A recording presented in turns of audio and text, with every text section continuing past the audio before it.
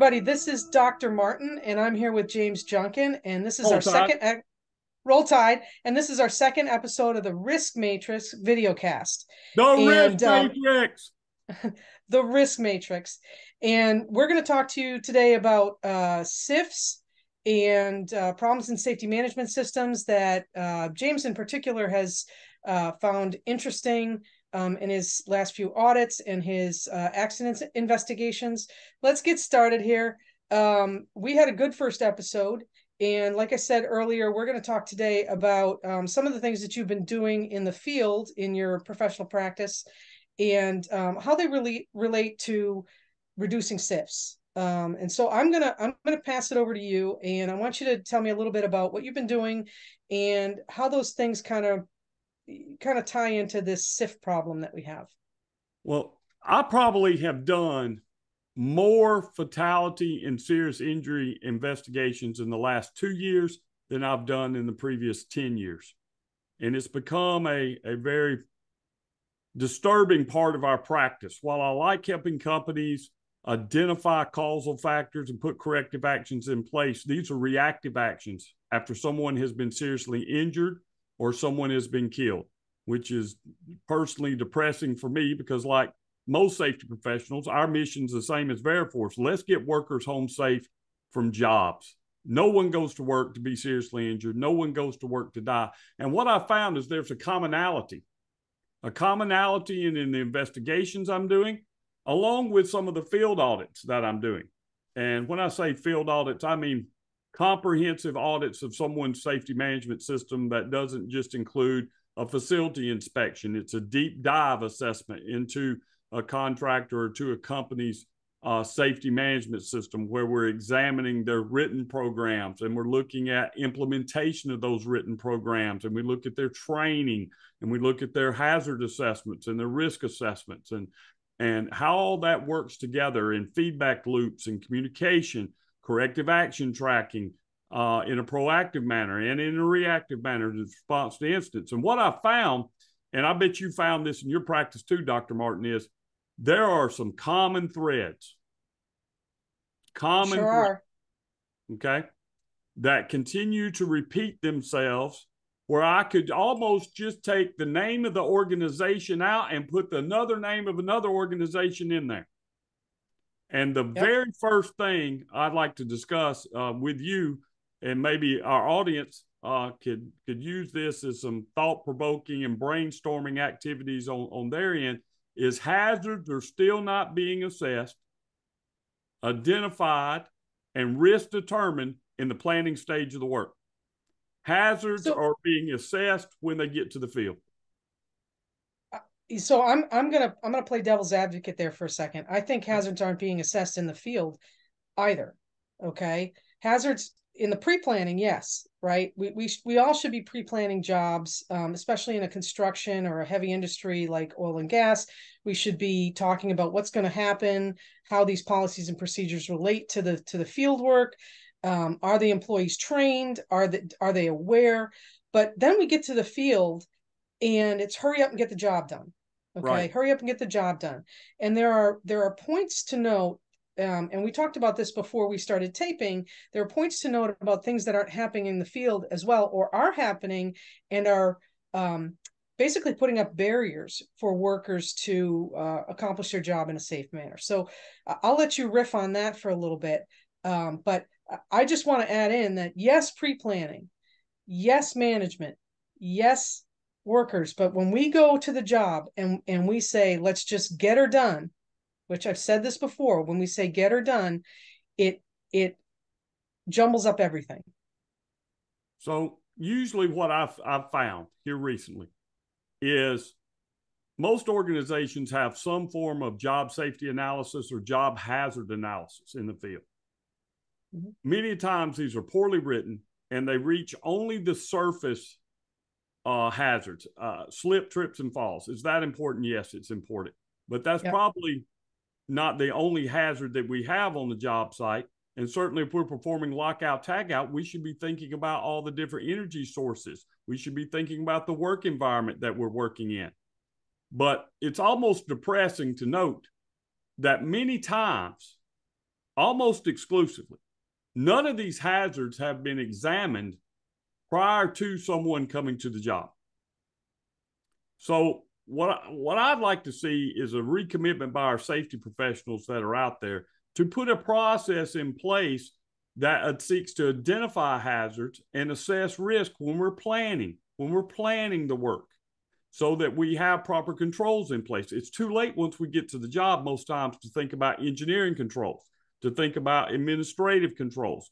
At this point, it's just PPE as a control, right?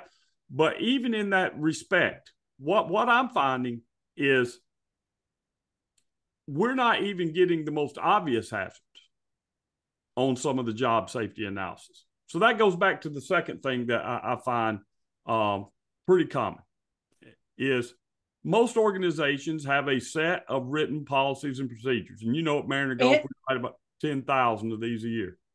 And JHAs. Okay. So I'm gonna take off on your JHA thing, because I've seen in the field, you go into the field and they've got a book of JHAs, and they're task specific. And I don't know if you've seen this. I'm pretty sure you probably have, where they list a bunch of like random things at the top, like, and I'm not opposed to this, but slip, trip, and fall, and ladder safety, and stop work, and heat, and varmints, and right, you're trying to cover everything. And I've seen this a lot on like government jobs where they kind of make you build out these JHAs to kind of get everything.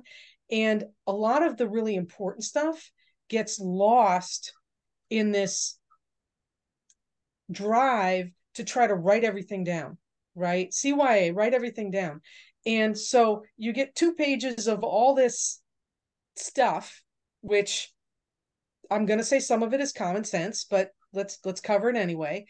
And then we forget to cover the hazards in detail. We forget to really look at the hazards and really think about, how do these hazards relate to the site I'm on right now, right? Because you can have electrical safety.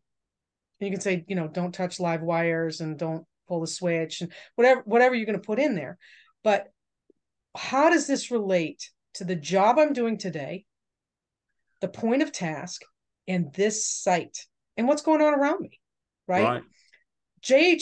A book of JHAs does nothing, right? Because I've seen people on site walk onto a site. I've seen a safety manager or a field superintendent just say, sign, go over there, read the safety stuff, sign it, and let's get going, right? And they might cover a JHA, but it's not specific to the work.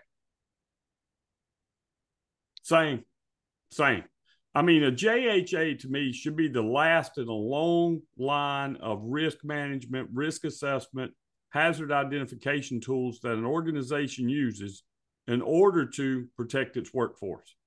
It could also be a process in which we find ingenuity on how to do a job better. But too many times, our training's not being translated to the JHAs. I don't know if we're conducting enough training on hazard identification and risk assessments, but I'm not seeing it in the field. Field. So if we're leaving hazard identification and risk assessment to workers only, we're really being deficient. And I would say that we're, in some cases, not fulfilling our responsibilities as safety professionals and as managers to help identify those hazards and put proper controls in place.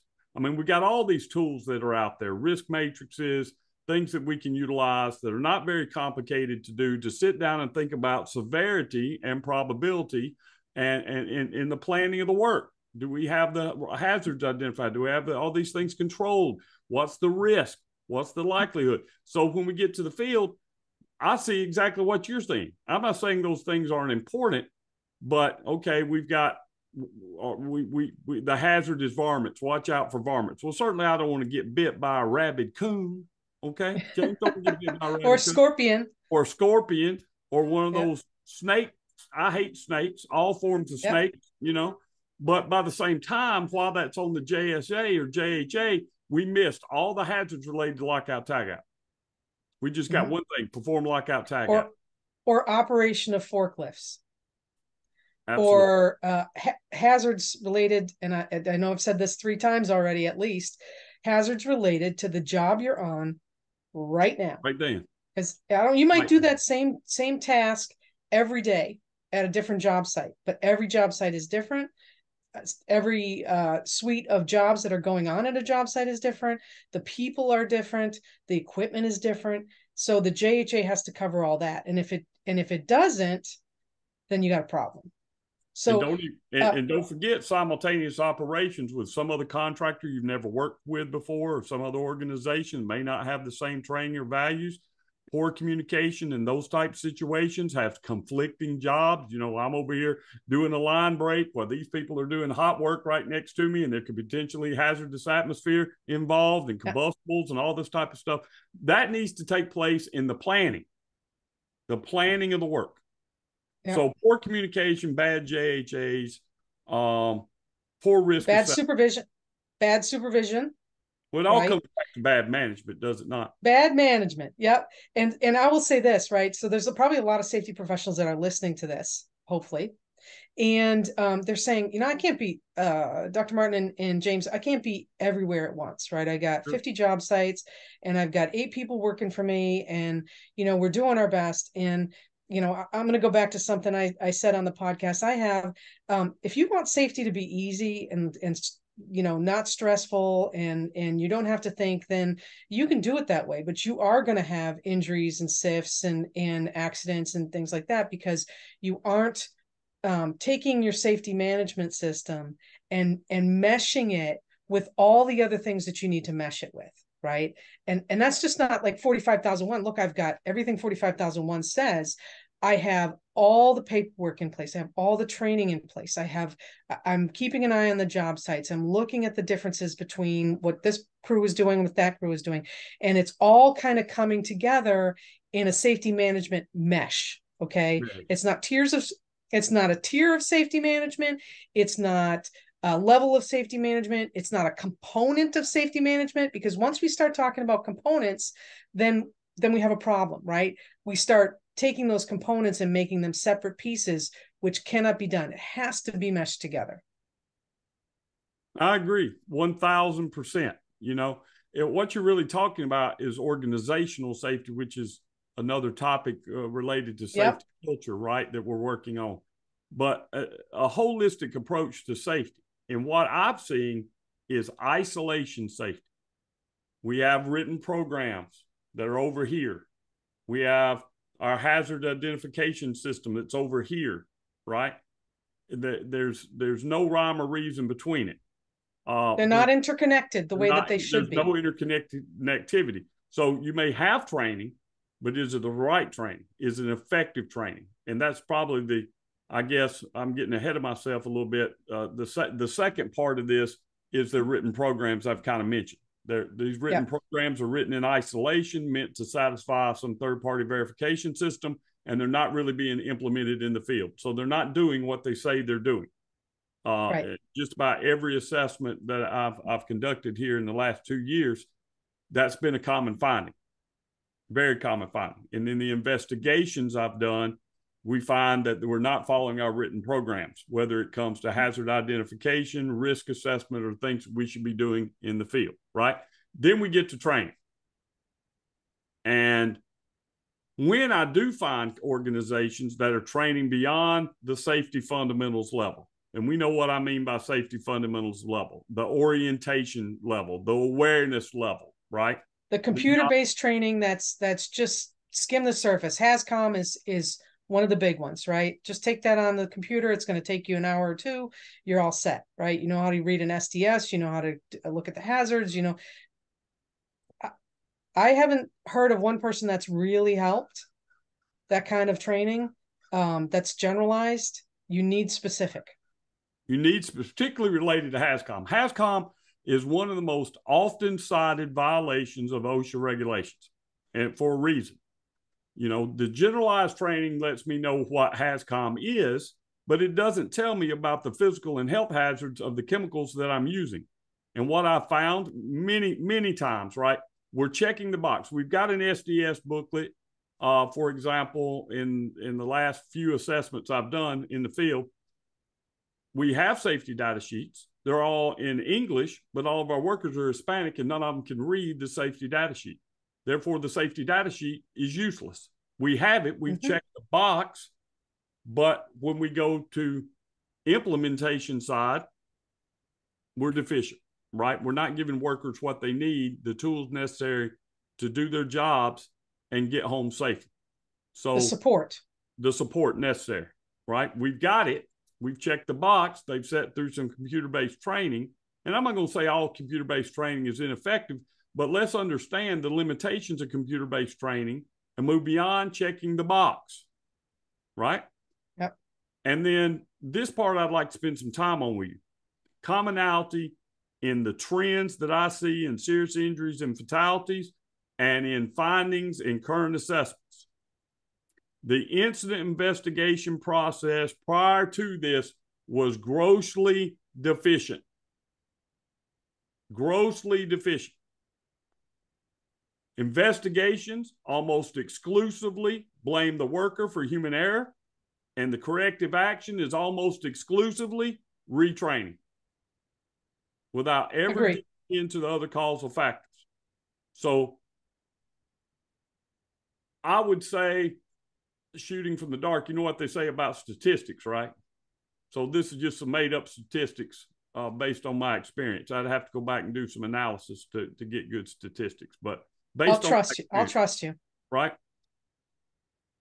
I'd say over 60% of the time, the precursor for the finding or the precursor for the serious injury or fatality that I'm investigating was discovered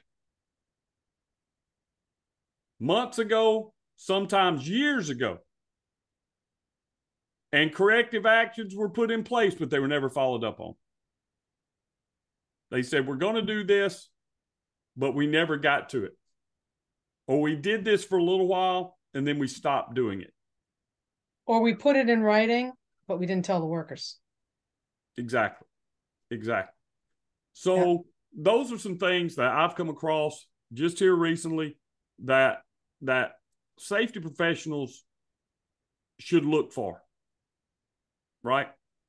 It's also obvious after we have an incident. It becomes completely obvious after I do an assessment of an organization's safety management system. We start digging in and tearing things apart and say, okay, you said here you're going to do this. Let's follow it on through. Right.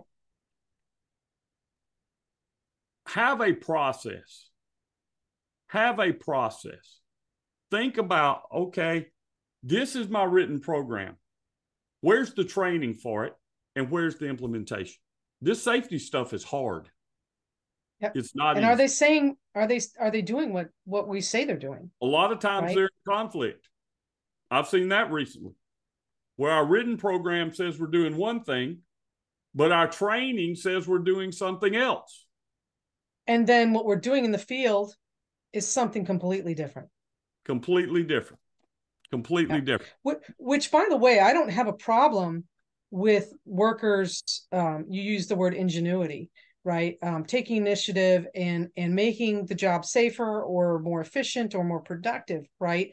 But if we're going to allow that in the workers, which I believe we should, that's just an opinion, then we need to be present for those changes or modifications, be verifying that they are safe, and involving them in changing the written programs and JHAs and processes, right? Which again goes back to pre-planning. It also goes back to when they're on site. How do they do it? What is the process for them doing that on site? And how do they get that approved so that it becomes part of the organizational culture? And I'd like to add something to this on behalf of fellow practicing safety professionals. You cannot do this by yourself. You cannot do this by yourself. It has to be a team approach. In the oil and gas industry, in the best scenarios, we see maybe 2 safety professionals per 100 workers. Yep. Outside of oil and gas in construction, that's pretty much true in construction as well, based on my experience. Maybe a little more, 1 or 2 different safety professionals. But even in best cases, we're talking about 4 safety professionals per 100 workers. In a recent assessment I did, we had 8,000 employees and 2 safety professionals. Spread And out how often? United States. How often were they on site? As much as they could be. But they're constantly on the road. They're constantly going. They're basically doing site inspections. There's no time to be able to think about work, to assist in growing the organism that is the safety management system. The safety management system is not static. It's dynamic. Right. It's either growing or regressing. Things are changing. There are influences on it, not to mention available resources, and resources meaning an ever-changing workforce, financial resources, management resources. So in order to accomplish our mission of getting workers home safe from high hazard jobs, you need a team approach. Can 2 safety professionals manage a safety management system with over 8,000 workers spread out across multiple states? They can, if their operations team is committed. And safety is part of the culture of the entire organization and not something that sits in isolation. If safety is only what these 2 people do, you're never going to accomplish your mission of getting workers home safe from high hazard jobs. And so I just want to injury statistics. I just want to, sorry to interrupt you, but I just want to clarify. You're not saying safety culture. Okay. No. You're saying safety is part of the organizational culture. Yes. Okay, because we're on the same page with that. Some people, and we'll get to this on another episode, but there's a difference between people saying safety culture and organizational culture, and you and I both believe there's no such thing as safety culture, right? Because the organism is the organization and not safety in a vacuum. I guess that's a great way to put it, Dr. Martin. Safety in a vacuum. If safety is in a vacuum and it's apart from the other parts of the organization, it's always going to be reactive. It's always going to be reactive. Now, I want to close with this one thing. And I live in the contractor world, but I also work with some hiring clients, but more contractors. The mentality of many contractors is they look to their hiring client to tell them everything they need to do to operate for them and on a given site. They will look to them for example, PPE requirements. They look to them for work instructions. They look for them for specific controls. Yep. Brothers, they set the bar. They set the bar. But brothers and sisters, you are responsible for your employees 100% of the time. If the hiring client doesn't tell you to have on certain PPE, and that PPE is part of what your control to protect your workers from a given hazard, then you need to put them in that PPE. You need to do the hazard identification and risk assessments. You need to do the training. I wish I had $1 for every time somebody told me, well, my hiring client did not tell me I needed to train my people on fall protection. I'm like, no, but that OSHA tells you that. The law. And there are a lot of OSHA regulations I don't always agree with, but it's the law. Until they elect James, benevolent dictator. I'm running in 2024, by the way. James, campaign slogan, if some stuff's going to change, right? Appreciate your vote.